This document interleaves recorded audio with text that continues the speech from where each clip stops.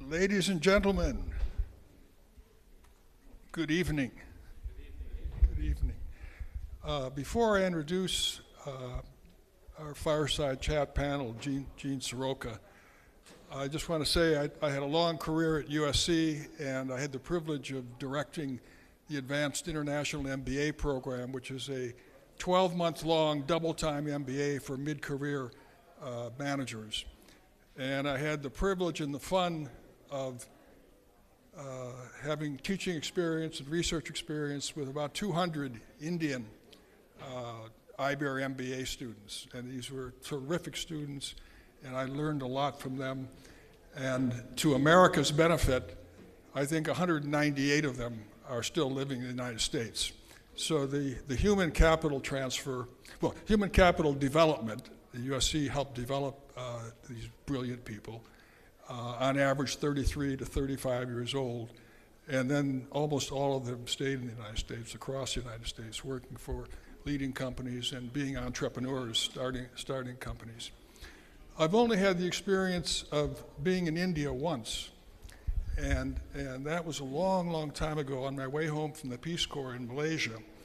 And it was July of 1969, and I got to be in Calcutta and Benares and Agra and Delhi and Amritsar and Srinagar. And on July 20th, 1969, I went out and played golf at a local golf course. And I ended up playing with 3 Indian Army officers.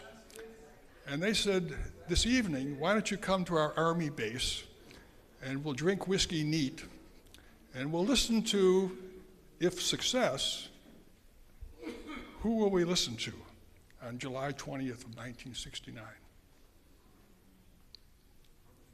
Neil Armstrong. That's one small step for man and one giant leap for mankind. In the magic of the Himalayas, with no lights on, and the stars, and drinking whiskey neat with 3 Indian Army officers. Gene, please join me on stage.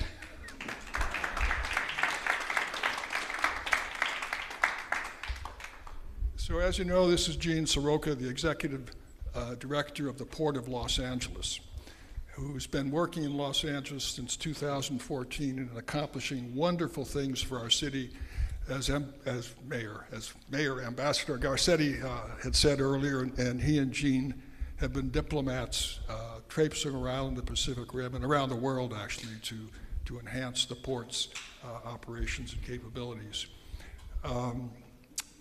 This afternoon, Gene spoke to a small crowd, a sellout crowd of 1,000 people, 1,000 executives in the international business world of ports and harbors. Gene, tell us a little bit about this afternoon. What were a few of the highlights of your speech that you were explaining is going on at the port? Well, thanks, Professor, and thanks again, Consul General, for the kind invitation. Gujan, thank you. And it's so great to see everyone tonight. This afternoon was our 11th edition of what we call the State of the Port event, where we try to bring in stakeholders, community members, academia, and so many others to share how the port's progress is taking place and what we project for the future. Equally as important, we use the proceeds of this luncheon to help support nonprofits in the harbor area. And through these States of the Port now, we've raised more than $350,000 for local nonprofits, education, housing, and support for those in need. And so that's really the driving force of that message. Today, on the business side, we shared that even with the dynamically shifting trade policy in the United States and tariffs and uncertainty. That's the kindest description I've heard. I'm trying to be really nice here. And I am talking policy, not politics. We wound up finishing 2025 with our 3rd best year in our 118-year history. And we moved more cargo than we did during the peak of COVID-19, when many people around Los Angeles remember ships at anchor off our harbors, news helicopters flying around, and us being on television and in the media for the wrong reasons every day. We moved more cargo than that time last year without one ship backed up. I'd like to say we learned a lot, we leaned on each other, we tried to take advice from our colleagues and friends and others. Academia did play a big role in that too. We worked closely with Nick Vyas, who founded the Randall R. Kendrick Global Supply Chain Center at the University of Southern California. Nick is right now on his way to India for business. But we really spent a lot of time working together across a number of areas to try to make the port better, to try to make the supply chain better. On top of that, not just trying to do things better, but we're investing. And as a traditional infrastructure agency, we're about building things, designing. This is an engineering marvel of about 3,100 hectares of property, 70 kilometers of waterway. And we are now going to be building about $12 billion in new projects, new terminals, repurposing land. I hope the state of California will work with us to build a new bridge crossing connecting us to our Terminal Island industrial facilities, and to top it all off, a brand new cruise center. The cruise ships are getting bigger just like these container ships, and we need a bigger place for them to join us. We just had our best cruise year ever, 241 calls, 1.6 million passengers. And that means, on average, about $300 million in economic interest that goes straight to that port community within about a 3-kilometer radius. It's the hotels, the shops, the businesses, the restaurants that yield that interest from the cruisers, because we're the largest drive market in the country. You can literally get in a car in Riverside in the morning, drive down to the port, have lunch, and then get on a cruise vessel destined for Mexico or Hawaii or up north at 4 o'clock that afternoon. So the cruise industry really loves us because they could put on a sail this weekend and have a bunch of us come down by Monday and get on one of their ships. So this new cruise center is about a $500 million investment by Carrick's, a Seattle-based company, and we've just got people coming left and right trying to partner and find new ways to invest and do business. It truly is a great story at the Port of Los Angeles.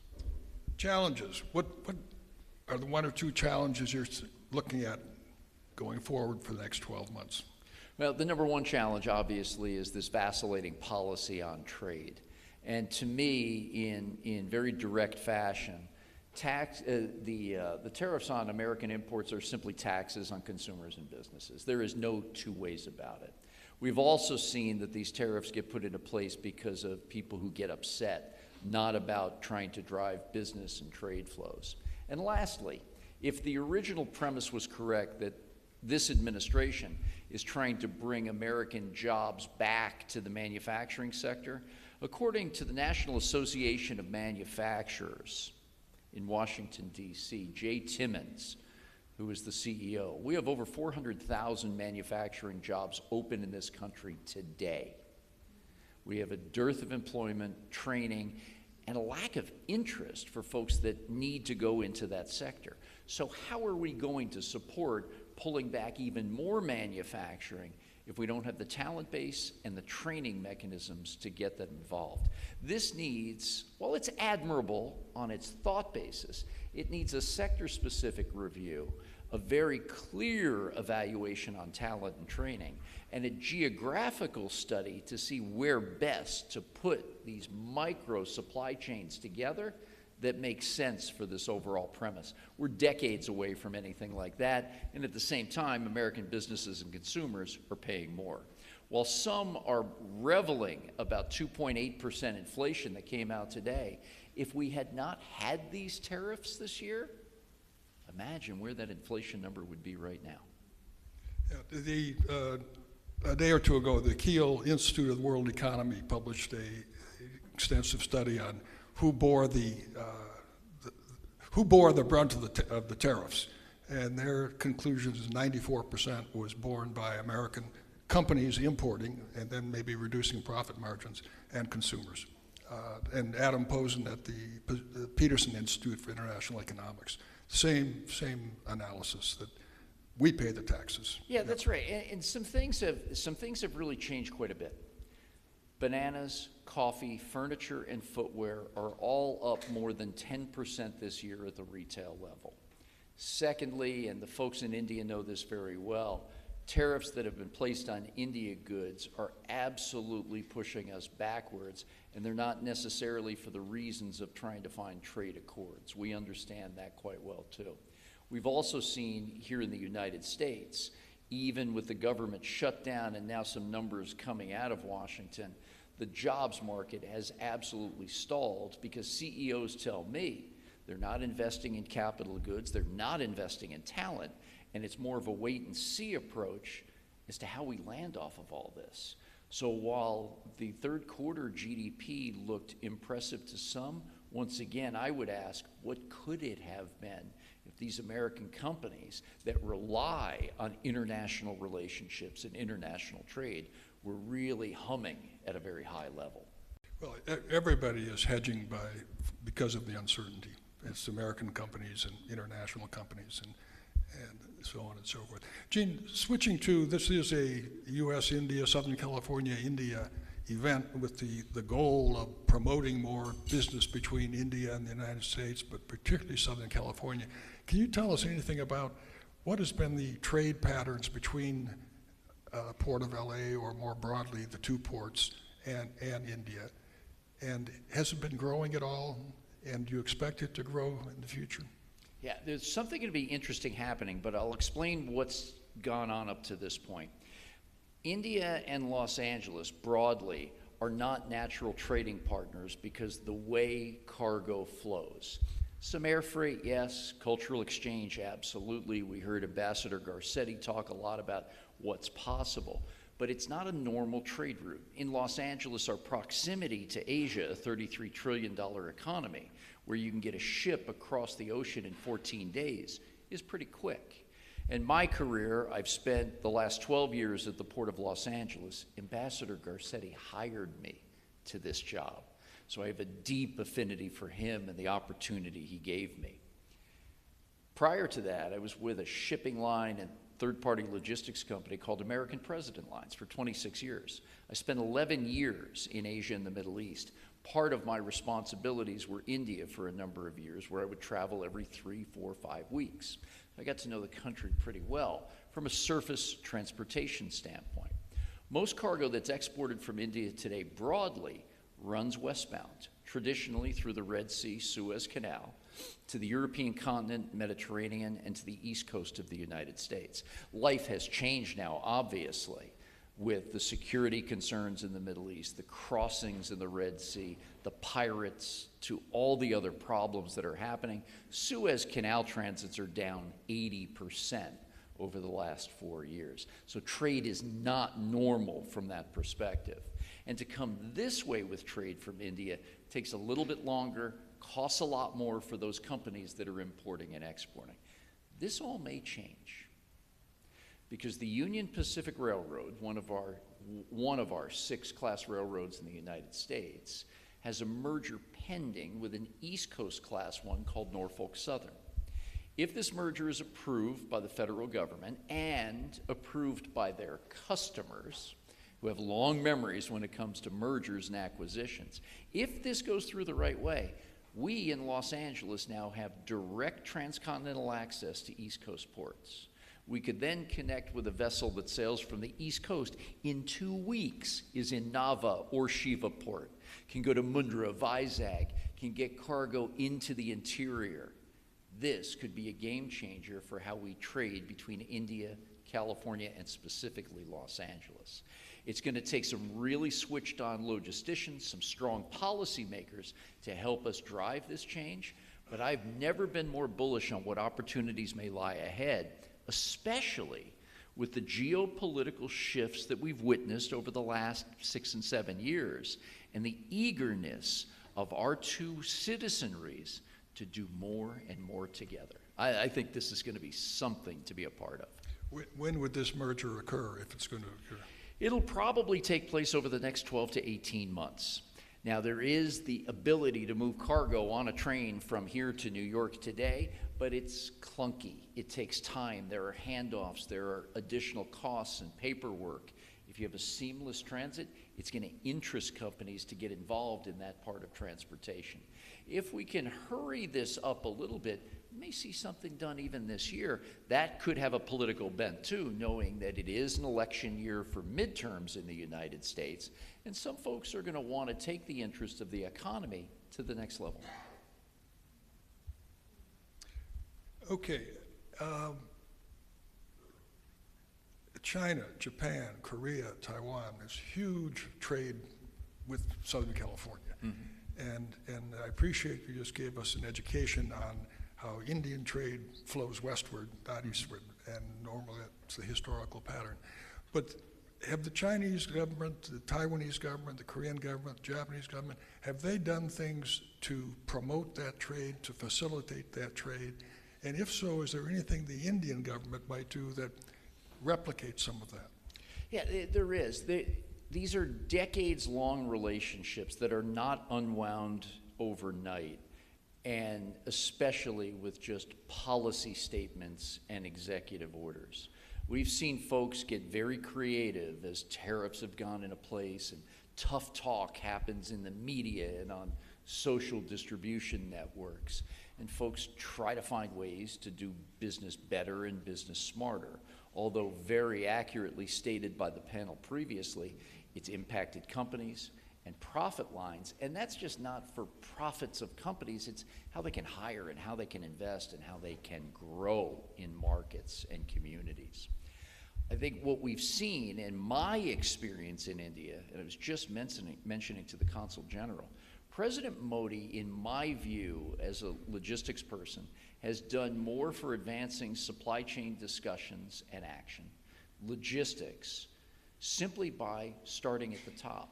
He originally assigned a special secretary in the minister's division to ports, a second special secretary to supply chain. And we know there's always been challenges. We partnered with Concor years ago on rail between ports in India. The VAT regime became very, very important for India companies to be competitive internationally. To talk about this exchange of culture and knowledge, the Jack Welch Training Center in Bangalore of General Electric is now world-renowned for its engineering capabilities on coding and supply chain software. So there are some pieces in place now which are extremely impressive to me, and that relationship back and forth, those visits, those discussions at the government level, subnational, and then in the private sector, I think are going to take this to the next level. And it is, in some cases, replicating what other companies have done to help advance trade, remove non-tariff barriers. But it all comes down to this, Professor. Our business in trade and supply chain and transportation is still a relationship-based business. And that's why I was so intrigued to join tonight, to renew some friendships, to advance new ones, and to continue this dialogue with the great country of India, because it is, for Los Angeles and our supply chain, it is the next frontier. Well, and as Ambassador Garcetti said, also in education, it's a relationship business. If you want to have faculty going across the water, if you want to do joint research activities, if you want to attract especially good students, then you build relationships to do this. And that's, at least for an old guy like me, that's not done by the internet. It's That's done. right. It's done in person. The internet is a great facilitator for following up on things. But right. And I can tell you this, it's also, you know, even if it takes this trade and the patterns of cargo flows and all the stuff that I geek out on in my job, if nothing else, it's replications of best practices. I don't know what I don't know, but talking to Vasant Murthy, who now runs Adani Ports, talking to the folks at JNPT about how they're managing their supply chain flows, I learn a little bit more every day, and that's why those relationships are so impactful. okay, we'll have time for 2 or 3 questions. Anybody? Questions? You don't need to write it, just stand up. Yes, sir. Your name, please. My name is Ujjwal Nath. I'm also from Long Beach, in the sense Oh, I'm from Los Angeles. You're from Long Beach. Ambassador Garcetti would demand that I say that. Okay, correction. I'm from Los Angeles. I have a company in Long Beach. But the question I have, and this is very typical of supply chains, right?